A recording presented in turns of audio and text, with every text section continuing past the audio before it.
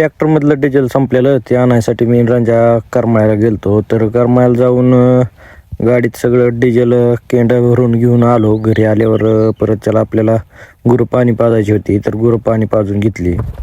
गुरं पाणी पाजून झाली की पहिल्यांदा ट्रॅक्टरमध्ये सगळं डिझेल ओतून घेतलं. डिझेल ओतून घेतलं की परत आपल्याला जे आपण ज्वारी केली ती आपली खायासाठी, तर ती रान नांगरायसाठी जायचं होतं. तर मग 10-10:30 वाजता आपण नांगरायसाठी गेलतो. आपलं जवळजवळ 1 वाजेपर्यंत सगळं रान नांगरून झालं. तिथून पुढं घरी आलो. घरी येऊन गुरांची कुटी करून घेतली.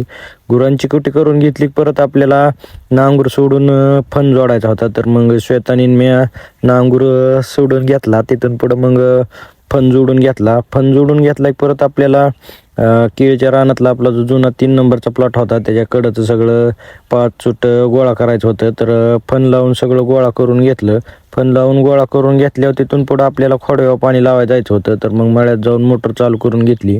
खोड्यावर 4 तास पाणी लावले परत आपल्याला संध्याकाळी गुरांच्या धारा काढायच्या होत्या. तर मग संध्याकाळी गुरांच्या धारा काढून घेतल्या.